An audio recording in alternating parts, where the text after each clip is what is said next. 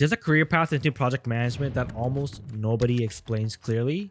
And what's interesting is it's not hidden because it's complicated, it's hidden because it's implicit. See, if you're a business analyst or an operations analyst or an implementation specialist or in some kind of a specialist role, you're probably closer to project management than you think. But it probably doesn't feel that way. And here's what it usually feels like instead. You're doing good work, you're dependable, people trust you, you're the person that others go to when things get unclear or messy. But as time passes, nothing really changes. You still have the same level of work, same type of work, you're still in the same pay band. And then you look around and you see someone else, sometimes someone you just trained or someone who seems less technical, suddenly step into a project manager role. And that's confusing because, well, no one ever sat you down and explained how you're supposed to make that jump from where you currently are to into a project manager role. So most people try to fill in the blanks themselves. They assume, hey, maybe I'm missing something. Maybe I need more certificates. Maybe I'm not qualified yet. And part of what makes this confusing is that on paper, your job doesn't say project manager. So even if you're already doing work that supports projects, you don't get feedback that signals forward movement. So instead you get feedback like, hey, you're so dependable, you're solid, we can count on you. And that sounds positive, but it doesn't tell you what to do next. And when there's no clear next step, most people don't assume the system is unclear. They assume that they're missing something. This video is about explaining that gap, why the path from roles like yours into project management isn't obvious, and why that confusion isn't a reflection of your ability. So when most people like you hit this point, when they feel capped, underpaid, or unsure how to move forward, their brain usually jumps into the same conclusion. I probably need more education, more certifications, another course, maybe a PMP, maybe an MBA. And I want to be clear, this conclusion makes sense because education is visible, it's structured, it gives you something concrete to work on when the next step isn't obvious. And that's exactly where my head went when I was getting started in my project management journey. When I was working as a project coordinator, I assumed the gap between where I was and where I wanted to be as a project manager was credentials. So I did what a lot of people do, and I started looking at the PMP. I started studying. I told myself, hey, once I finish and I get the PMP, then I'll be ready to be a project manager. And what I didn't realize at the time was that I wasn't actually moving closer to the role. I was just delaying the uncomfortable part. Because studying feels productive, it feels responsible, and no one questions it. But here's like the truth about education. It's often used as a substitute for clarity. When you don't know how the system actually works, education feels like the safest move, even if it's not the most effective one. I saw this over and over again, people stacking certificates but still unsure how to position themselves, people waiting to apply because they didn't feel qualified yet, and people doing more prep work while avoiding exposure. Not because they were lazy, but because the real next step was not clearly defined. And when the path isn't defined, people default to the thing that looks like progress, even if it doesn't change how they're actually perceived. And this is where most people get stuck, not because they lack ability, but because they're solving the wrong problem. So here's the correct way to think about it that will change everything for you. Project management is not a promotion. It's not a reward for being patient. It's not something that you graduate into. It's not something that companies give you once you've checked off enough boxes. Project management, simply put, is a function, and that distinction matters way more than people actually realize. A promotion usually means more seniority, more authority, more status, but project management doesn't work like that. The role exists to serve a very specific purpose, to move work from idea to execution through people, constraints, and decisions. And that function has to happen whether the title exists or not, which is why inside most companies, most project management work is already being done long before someone is officially called a project manager. Someone is coordinating dependencies, translating requirements, following up on work, managing risk, making trade-offs, and keeping things moving. Sometimes that person is called a project coordinator. Sometimes they're called an analyst. Sometimes they're in operations. And sometimes they're doing PM work without realizing that's what it is. The mistake most people make is thinking, I'll become a project manager and then I'll start doing project management. In reality, it works the other way around. Most people start doing project management and then eventually the title catches up. So when you start seeing this clearly, a lot of confusion disappears because the question stops being, how do I get promoted into project management? And it becomes, how do I position myself as someone already operating in that function? See, that shift from waiting to be chosen to showing functional ownership is where most people either get stuck or they break through. At this point, a reasonable question comes up. If this path exists, why doesn't anyone explain it to me? Why don't companies clearly say, hey, here's how someone in your role moved into project management? And the answer isn't that the companies are trying to keep secret. It's actually a lot more boring than that. It's actually structural. See, most organizations are designed to get work done, not to map your career.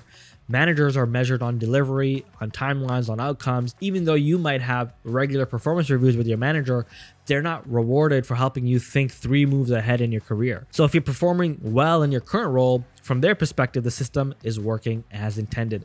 From a manager's point of view, keeping a strong performer in the same role is safer than experimenting with them in a new ownership role with more visibility. And then there's another thing that trips people up. In most companies, job titles don't change the moment your responsibilities change. Companies don't stop and redesign your role every time you grow. They just let your work slowly expand. So a lot of people start doing pieces of project management long before anyone officially calls them a project manager.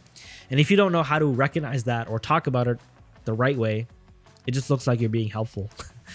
And on top of that, project management is usually treated like a promotion, something that you're picked for instead of a skill set that you have and build over time. And that framing keeps a lot of capable people just waiting around. They're not waiting to learn more. They're waiting for someone to tap them on the shoulder and say, okay, you're now a project manager. So let's slow this down and make this a little practical here. If you're in a business analyst role or an operations role or a specialist role, you're probably doing more project related work than you realize.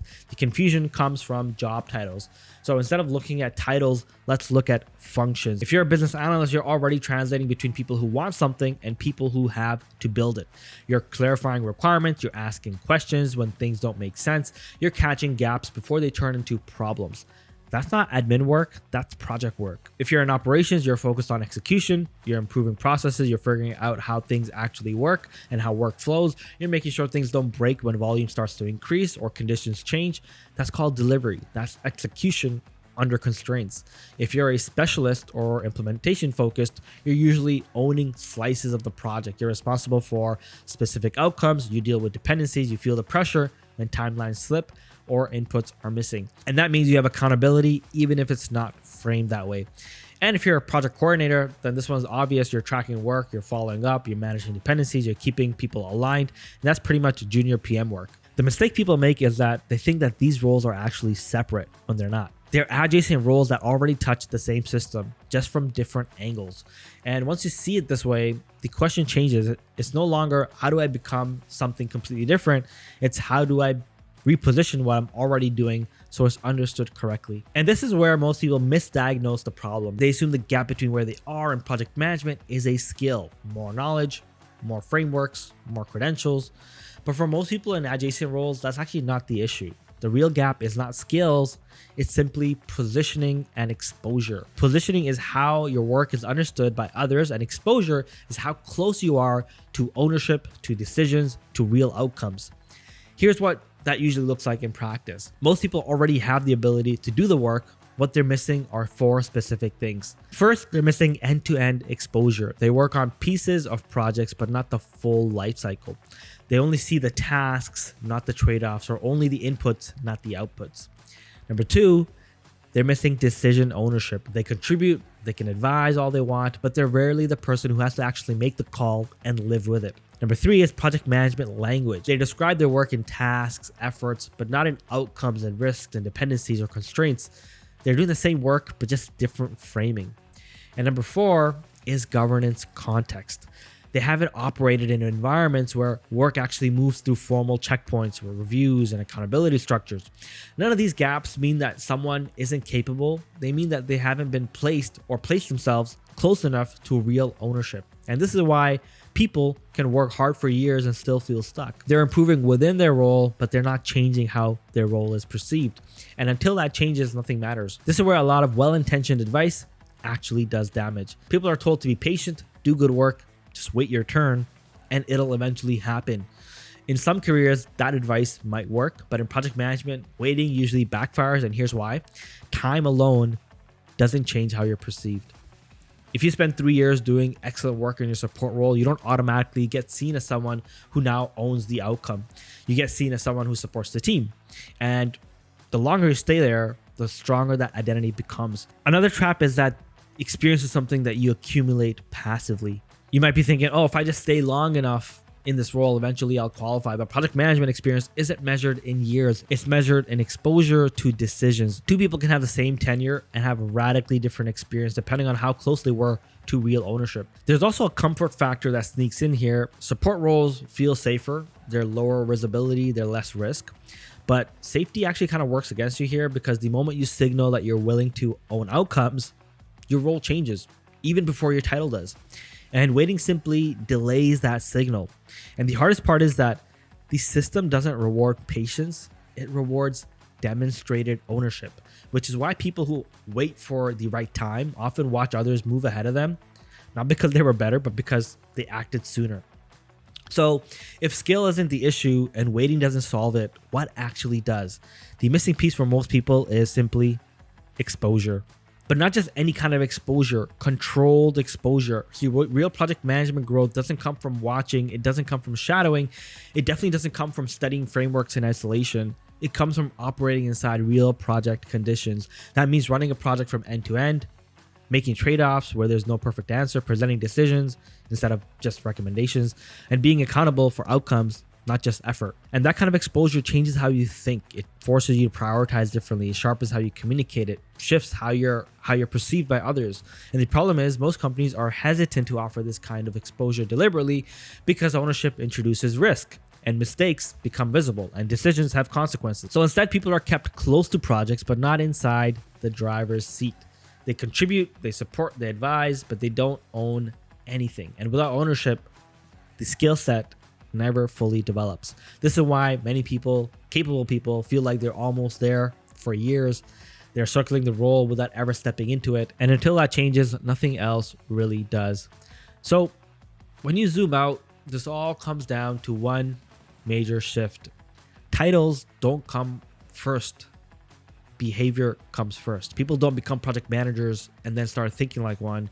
They start thinking like one and then operating like one, and eventually the title follows. So many of you are waiting for the role to change before you change how you operate, but the system doesn't reward that, and it doesn't work that way.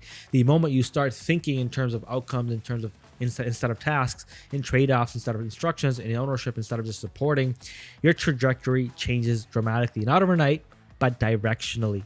And once the direction changes, momentum starts to follow. So if you're in an analyst role or operations or specialist role, this is not about reinventing yourself. It's about recognizing that you're already closer than you thought, and the gap isn't more education.